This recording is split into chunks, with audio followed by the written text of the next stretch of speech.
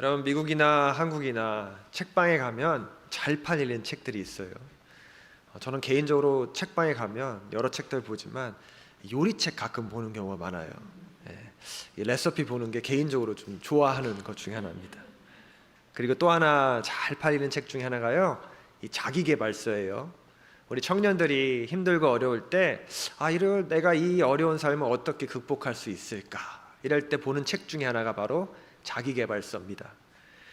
클래식 중에 하나가 있는데요, 1903년 제임스 앨런이라는 분이 쓴 영국 작가신데요, As a Man Think, 한글로 번역하면 생각하는 대로 된다, 이런 책이 있어요. 오래된 클래식 중에 하나입니다.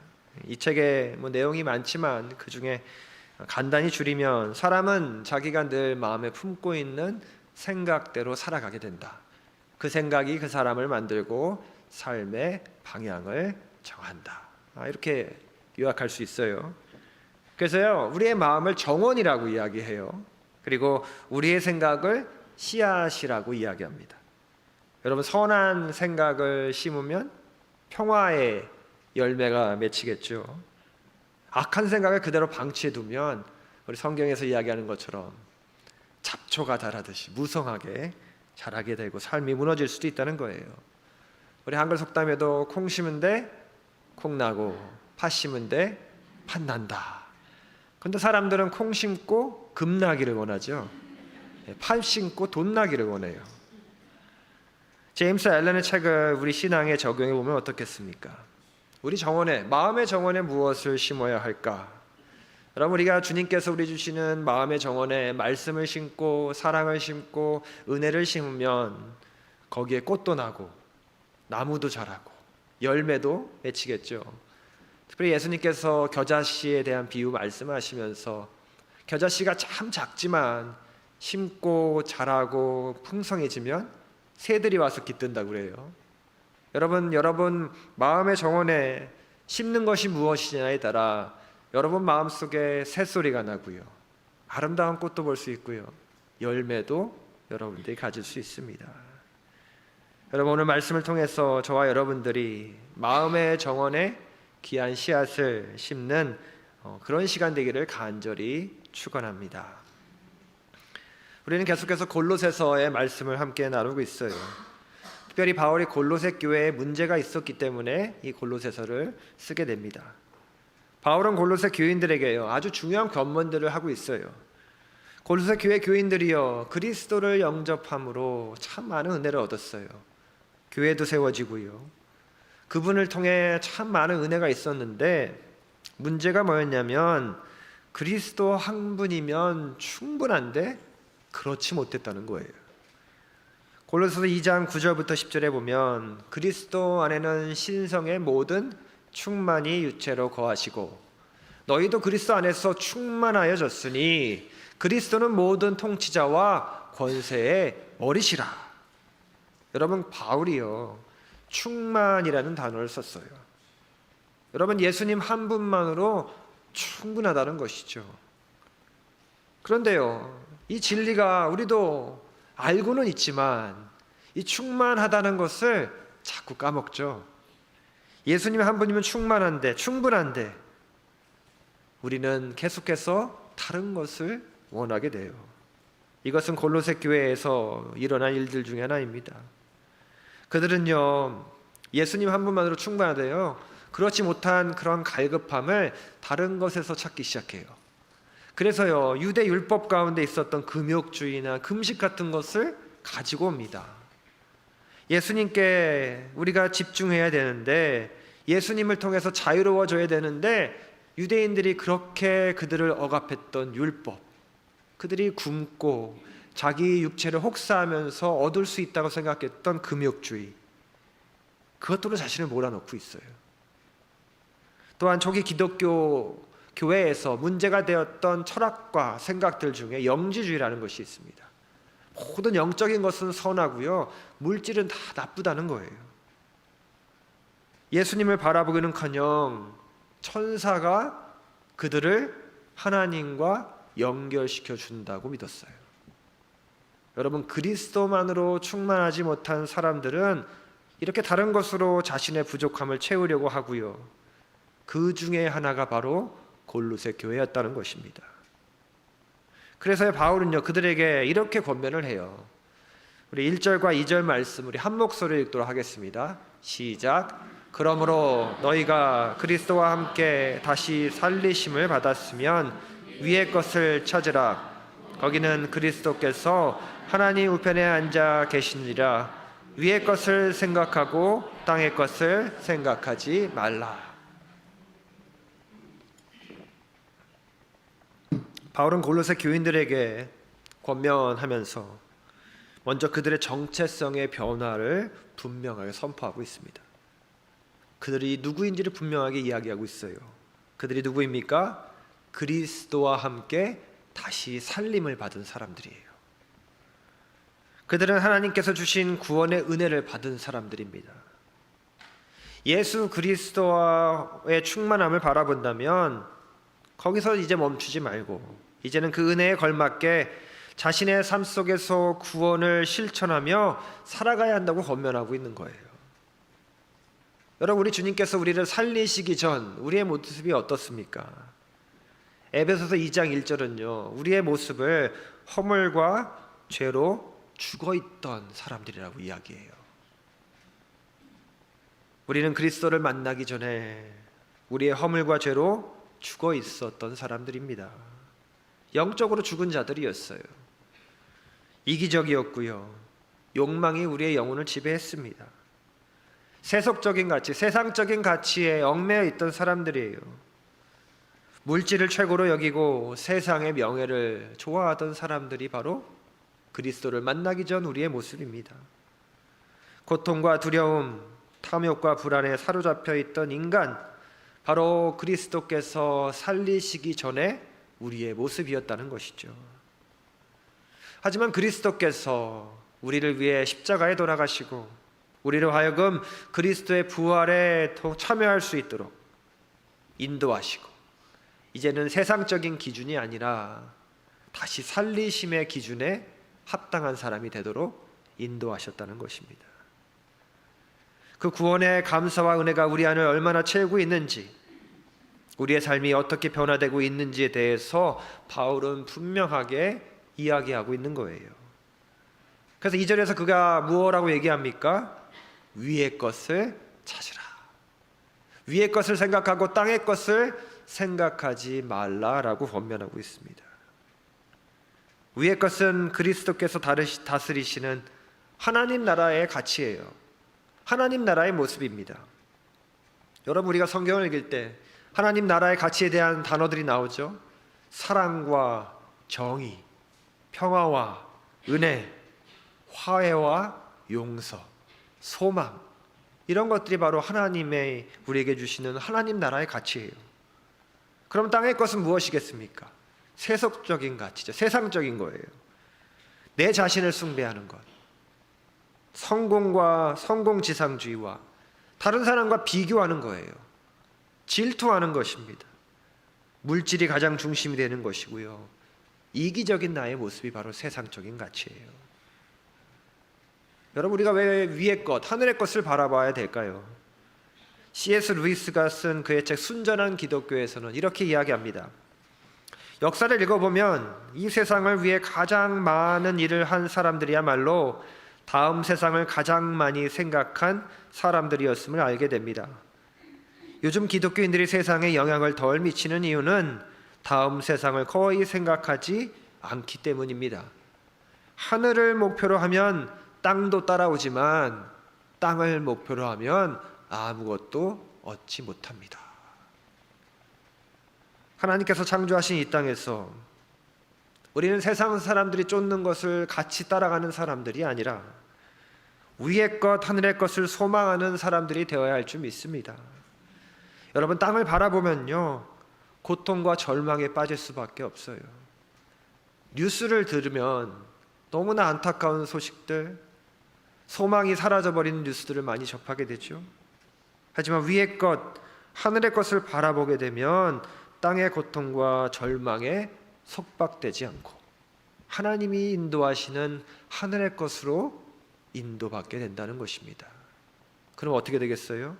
땅의 것들도 자연스럽게 하늘의 것을 따르는 사람들에게 따라오게 된다는 것이죠.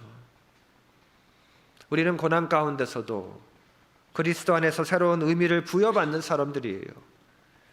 여러분, 그리스도께서 여러분 삶의 중심에 계실 때 땅의 고통은요, 마지막이 아니에요. 이제 내가 땅에서 겪는 모든 고통과 어려움들은 하늘나라 가기 전까지 하나님께서 나를 변화시키고 나로 인해 새로운 세상, 하나님의 세상을 만드시기 위한 변화와 그런 소망의 여정이 될 수 있다는 것입니다. 여러분, 우리는요, 죽었다가 그리스도 덕분에 다시 살아난 사람들이에요. 다시 살아난 사람들이 바라보는 인생, 이전과 같아서 되겠습니까? 내가 죽을 위기에 처해 있다가 하나님 은혜의 그리스도 덕분에 내가 다시 살아났어요. 이제 세상을 다시 바라볼 수 있어야 된다는 것입니다. 다시 살아난 사람들 방향이 다르겠죠.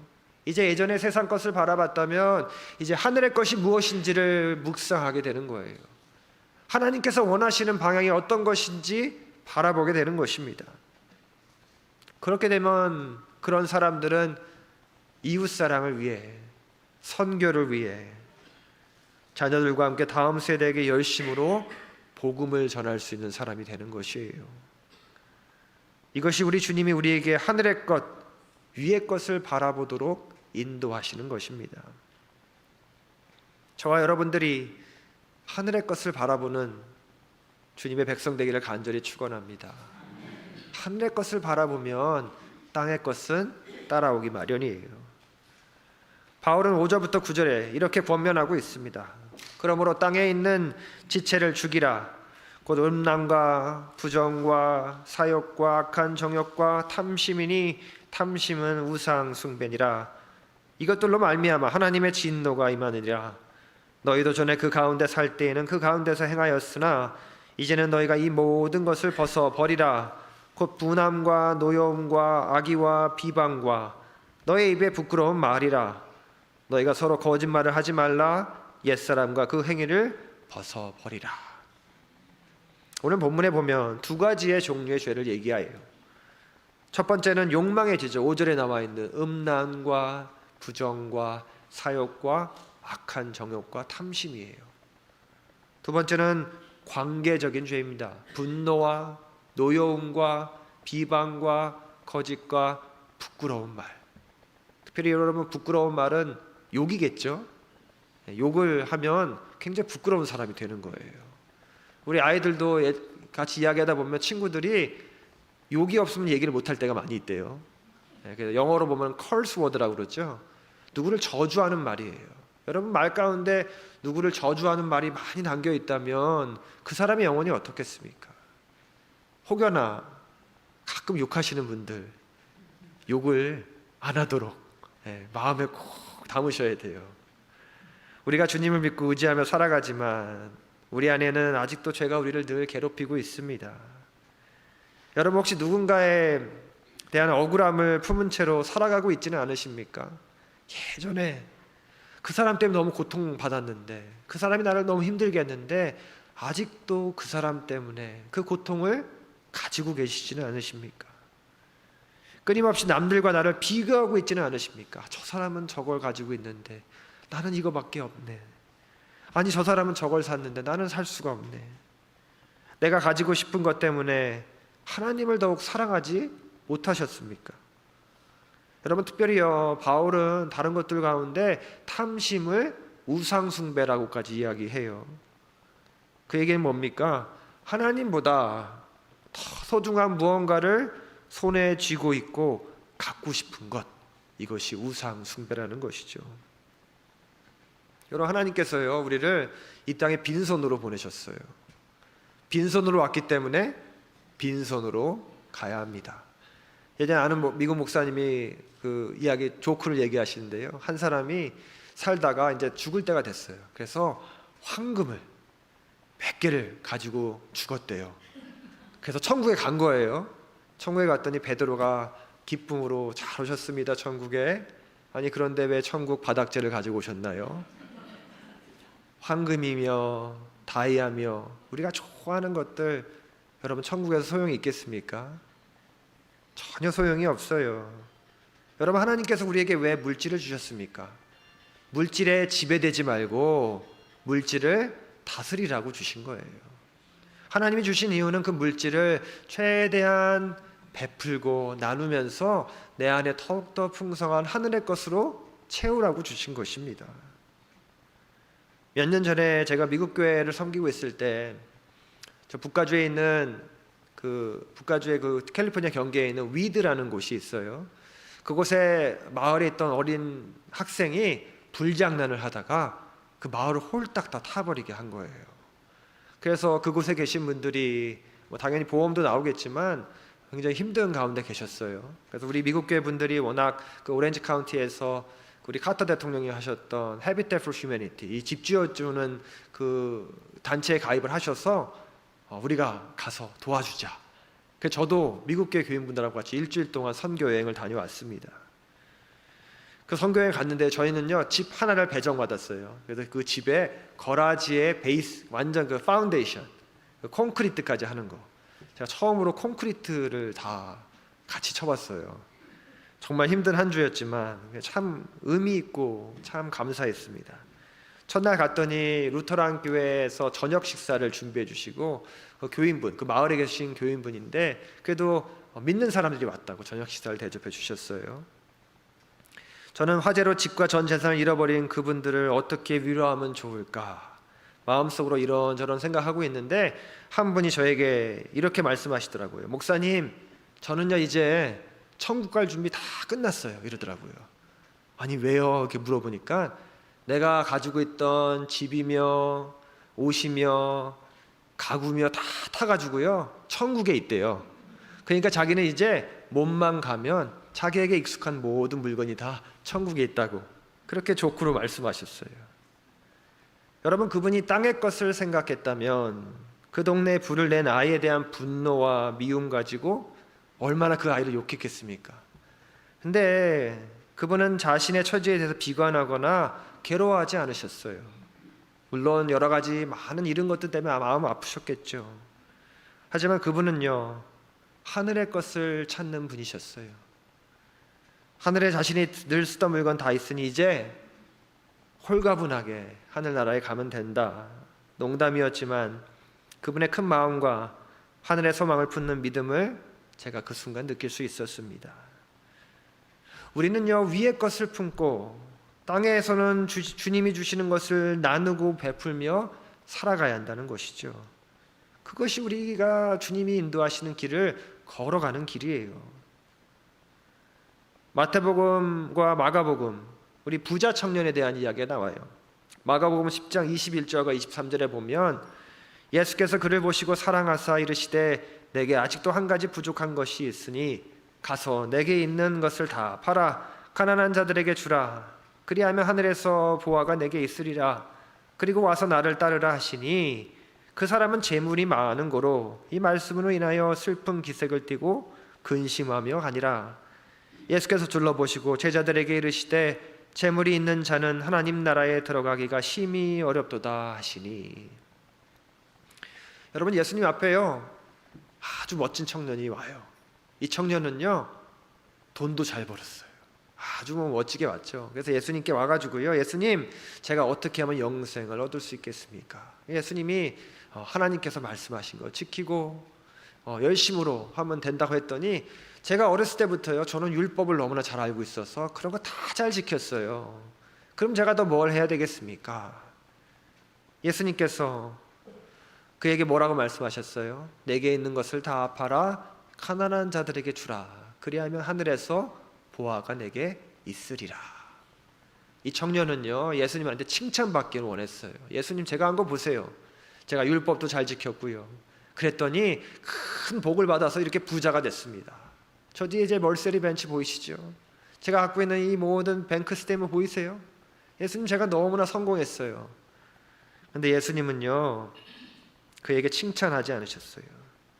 그런데 21절에 뭐라고 되어 있습니까? 예수께서 그를 보시고 사랑하사, 사랑하셨기 때문에 그 청년이 귀여워서 그 청년이 세상 것에 묶여 있는 것들에서 해방될 수 있도록 안내하고 계신 것이죠. 그러니 이 청년이 얼마나 실망했습니까? 예수님 따르지 못했어요. 가진 것 포기하지 못했습니다. 우리가 이 땅에서 천년 만년 살고 싶지만 우리에게는 아주 짧은 시간밖에 없어요. 여러분, 이 땅에서 이 짧은 시간 살면서 우리가 어떻게 살아야겠습니까? 바로 하늘의 것을 바라보는 사는 사람이 우리의 짧은 인생에서 가장 값질 수 있다는 것을 예수님께서는 알려주고 계신 것이죠. 우리는 우리 안에 있는 욕망의 죄, 관계의 죄를 과감히 떨쳐낼 수 있어야 합니다. 그것이야말로 하늘의 것을 바라보고 살아가는 신앙인의 모습이라는 것이죠. 그러면 어떻게 하면 우리가 죄를 벗어버리고 주님의 길을 따를 수 있을까요? 여러분, 우리가 늘 죄인이라는 것, 죄를 지을 수 있다는 것, 늘 인식하며 살아야 합니다. 그래서 우리가 주님께 기도할 때, 주님, 내 안에 화가 있습니다. 주님, 내 안에 분노가 있습니다. 주님, 내가 다른 사람 볼 때마다 질투가 내 마음속에 생겨납니다. 다른 사람들이 나보다 더 잘 사는 것 같고, 나보다 더 좋은 것 가진 것 같고, 자녀들이 더 잘 되는 것 같습니다. 나의 죄를 주님 용서하여 주시옵소서. 여러분, 이런 고통과 분노가 있다면 이 죄를 분명하게 인식하고 주님께 늘 내려놓을 수 있어야 합니다. 우리 기도의 자리에서 죄를 인정해야 하는 것은 주님께서는 죄를 인정하고 회개하는 사람에게 찾아와 주시고 치유해 주시기 때문입니다. 한 주간 말씀 보면서 마가복음 말씀 가운데 예수님이 나사렛 고향에 간 이야기가 있어요. 근데 그곳에 보면 성경에 기적이 별로 일어나지 않았다고 이야기해요. 왜냐하면 그 사람들은 믿음이 부족했기 때문에. 여러분, 믿음이 부족하면 예수님이 가셔도 기적은 일어나지 않습니다. 우리가 믿음을 가지고 우리가 죄인이라는 것을 늘 고백할 때 그 안에 은혜가 찾아오는 것이죠. 또한 우리의 죄를 두고 혼자 기도하지 마세요. 여러분, 옆에 있는 형제 자매들과 함께 부탁하고 중보기도를 부탁하셔야 합니다. 여러분, 죄를 혼자 이길 수 없을 때가 많아요. 특별히 제가 중고등부 아이들 했을 때 보면 아이들이 그것을 혼자 하기가 너무나 힘들어하는 경우를 많이 보았어요. 그럴 때 함께 나누고 자신의 부족함과 연약함을 나눌 때 함께 기도하면 그것을 하나님께서 들어주십니다. 그리고 만날 때마다 한번 물어보는 거죠. 그때 그 기도가 이루어졌느냐, 그 기도가 어떻게 되고 있는지 물어볼 때 서로에게 힘을 얻게 된다는 것입니다. 그렇기 때문에 하나님께서 이런 신앙 공동체를 주신 거예요. 요즘 청년들 가운데 교회 갈 필요 없다라고 이야기하는 청년들 있죠. 아니죠. 교회는 함께 나가서 신앙 공동체인 형제자매를 만나 나 혼자 이길 수 없는 죄와 나 혼자 이길 수 없는 시험을 함께 이겨나가며 하나님의 역사를 경험해야 합니다. 그렇기 때문에 교회가 존재하는 거예요. 서로에게 큰 힘이 되어 주어야 한다는 것이죠. 이것이 우리 주님이 우리를 인도하시는 방법입니다. 하나님께서는 우리에게 원하시는 삶은 하늘의 가치를 바라보는 삶이에요. 세상의 욕망과 관계 속의 죄를 벗어버리고 기도하며 함께 공동체 안에서 협력하며 그 죄와 싸워나가는, 바로 하늘의 것을 이기며 바라보며 살아가는 그러한 주님의 백성을 하나님께서는 원하신다는 것입니다. 저와 여러분들이 그런 은혜의 삶의 주인공이 되기를 간절히 축원합니다. 그리고 우리는요, 매 순간 새 사람의 옷을 입는 신앙인이 되어야 합니다. 골로새서 3장 10절부터 14절에 이렇게 되어 있어요. 새 사람을 입었으니 이는 자기를 창조하신 이의 형상을 따라 지식에까지 새롭게 하심을 입은 자 아니라 거기에는 헬라인이나 유대인이나 할레파나 무할레파나 야만인이나 스구디아인이나 종이나 자유인이 차별이 있을 수 없나니 오직 그리스도는 만유시요 만유 안에 계시니라. 그러므로 너희는 하나님이 택하사 거룩하고 사랑받는 자처럼 긍휼과 자비와 겸손과 온유와 오래 참음을 옷 입고 누가 누구에게 불만이 있거든 서로 용납하여 피차 용서하되 주께서 너희를 용서하신 것 같이 너희도 그리하고 이 모든 것 위에 사랑을 더하라. 이는 온전하게 매는 띠니라. 아멘. 여러분, 구원은 단지 과거의 사건이 아니죠. 성경은 분명히 이야기하고 있습니다. 새 사람을 입으라.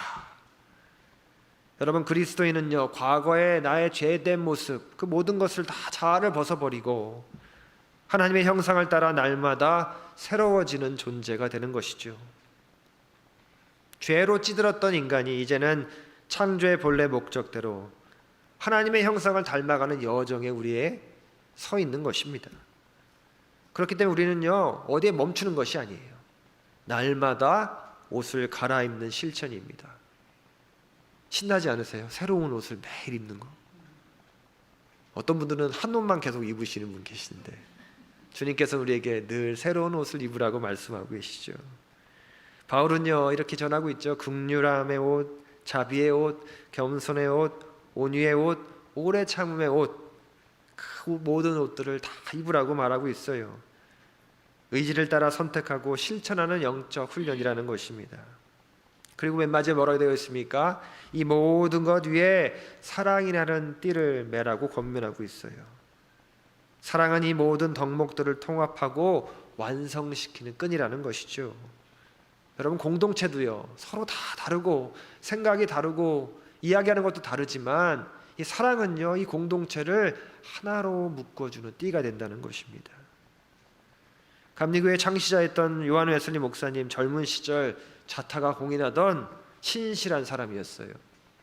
영국 옥스퍼드 홀리 클럽이라는 걸 만드셨어요. 친구들과 함께 새벽 기도도 하고 철야도 하고 열심으로 말씀 읽고 기도했습니다. 제가 대학교 다닐 때, 감리교 신학교 다닐 때 제 친구들 중에 홀리 클럽을 만든 친구들이 있어요. 그 중에 한 번 정말 신실하고 좋은 친구인데 지금 한국에서 우리 유기성 목사님 후임으로 간 우리 김다희 목사가 제 동기인데 참 그때도 신실했는데 지금도 참 신실해요. 그렇게 요한 웨슬리 목사님 얼마나 신실합니까? 큰 꿈을 갖고 조지아 사바나의 선교사로 가게 되죠. 근데 그곳에서요, 실패를 맛보게 돼요. 다른 사람들과의 인간관계에 어려움을 겪어야만 했습니다. 자기가 좋아하는 사람한테 고백을 했는데 차였어요. 그러면 차일 수도 있죠. 근데 얼마나 속이 좁았냐면 그 차인 사람한테 성만차를 안 줬어요. 너무 심하죠. 요한 웨슬리 목사님도 그런 단점이 있으신 분입니다. 그렇게 아픔 가지고, 그렇게 속 좁은 마음 가지고 실패하고 영국으로 돌아가요. 돌아가는 가운데 풍랑을 만나죠. 자기의 믿음이 없으니까 풍랑이 너무너무 무서운 거예요.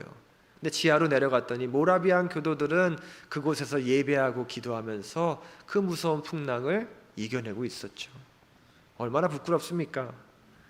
그래서 드디어 돌아가서 자기 자신에 대한 생각을 많이 하게 되죠. 그동안 자기가 입고 있었던 의로웠던 옷, 교만의 겉옷을 이제 벗어버릴 때가 되었을 때 1938년 올더스게이트에서 강한 체험하죠. 마음의 뜨거움에 대한 체험을 하게 돼요. 그리고 목사님께서 회심하시고 하나님의 은혜의 실제를 경험하게 됩니다. 그리고요, 매 순간 이제 기도하면서 이런 기도를 하게 돼요. 주여, 오늘 나는 옛자를 벗고 당신의 의로 옷 입기를 원합니다. 나를 다스려 주소서. 이렇게 매 순간 기도하게 됩니다. 목사님이 일기를 쓰셨어요. 그렇기 때문에 일기에 인간적인 부족한 모습, 또 은혜로운 모습도 다 담겨 있는 것이죠. 여러분, 우리도요, 목사님 기도처럼 나의 옛자를 벗어버리고 주님의 의의 옷을 입기를 간절히 원합니다라고 매 순간 기도하기를 간절히 원합니다. 왜냐하면 우리도 우리의 부끄러운 옛자를 다 벗어버려야 돼요. 여러분, 죄로 물들었던 나의 자아를 계속 볼 때마다 너무나 내가 부끄럽고 너무나 입고 싶지 않습니다. 그렇기 때문에 우리가 주님의 의의 옷을 입어야 한다는 것이죠. 오늘 우리는 스스로에게 이렇게 질문했으면 좋겠어요. 주님, 나는 여전히 예전에 죄인이었을 때의 옷을 입고 있지는 않습니까? 내 안에 여전히 벗지 못한 죄성의 옷은 무엇입니까? 주님, 나는 아직도 땅의 것을 찾고 있지는 않습니까? 주님, 내가 하늘의 것을 간절히 소망하고 있습니까? 여러분, 우리는요 그리스도와 함께 죽었고 그리스도와 함께 다시 살아난 존재들이에요. 그렇기 때문에 이제 우리의 시선은요 땅을 향해 있는 것이 아닙니다. 하늘의 것을 바라봐야 한다는 것이죠. 우리 마음의 정원에 세상의 욕심의 씨앗을 내버려 두는 것이 아니라 하늘의 열매를 맺는 말씀의 씨앗들을 매 순간 심어야 한다는 것입니다. 더 이상 죄의 옷을 입고 살아갈 수는 없어요. 그 죄의 옷은 무겁고 우리를 얽매이며 우리를 창피하게 만들어 버린다는 것이죠.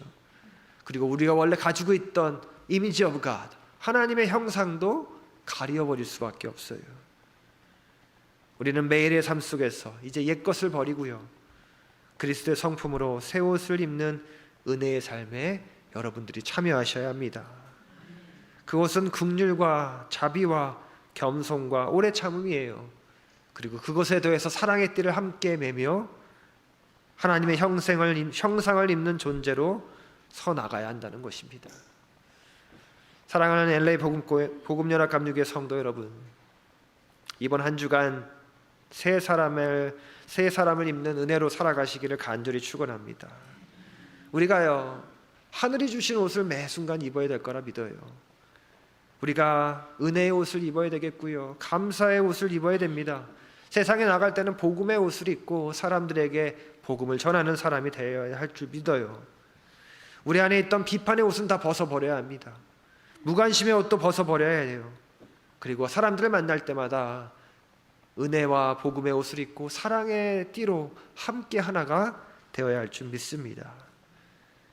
이번 한 주간 여러분들의 삶이요 하늘이 주신 옷을 입는 신앙인이 되시기를 간절히 축원합니다. 미래를 위해 여러분들의 마음의 정원에 아름다운 씨앗들을 꼭 심으셔서 여러분들이 그로 인해 향기로운 꽃냄새, 그리고 새들의 지저김, 그리고 새들이 와서 쉴 수 있는 아름다운 정원이 되시기를 간절히 축원합니다. 우리 이 시간 함께 기도드리시겠습니다. 사랑의 하나님, 오늘도 우리에게 말씀으로 새 옷을 입게 하시니 감사를 드립니다. 우리는 그리스도와 함께 다시 살아난 존재임에도 여전히 땅의 것에 마음을 두고 살아갈 때가 많습니다. 주님, 옛사람의 옷을 벗고 긍휼과 자비, 겸손과 사랑의 옷을 입게 하여 주시옵소서. 우리의 말과 행동이 그리스도의 향기가 되게 하시고 매일의 삶 속에서 하늘의 옷을 입고 하늘의 것을 생각하며 주님의 자녀된 삶을 살게 하여 주시옵소서. 우리가 매일 기도하면서 요한 웨슬리 목사님처럼 주님, 오늘 나는 옛자를 벗어버리고 당신의 의의 옷을 입기를 원하오니 나를 다스려 주옵소서. 이렇게 고백하며 우리 모두가 하늘의 옷을 입으며 세상 속에서 주님의 복음을 온전히 전하는 우리 모두 될 수 있도록 주님 역사하여 주시옵소서. 예수 그리스도의 이름으로 기도드렸습니다. 아멘.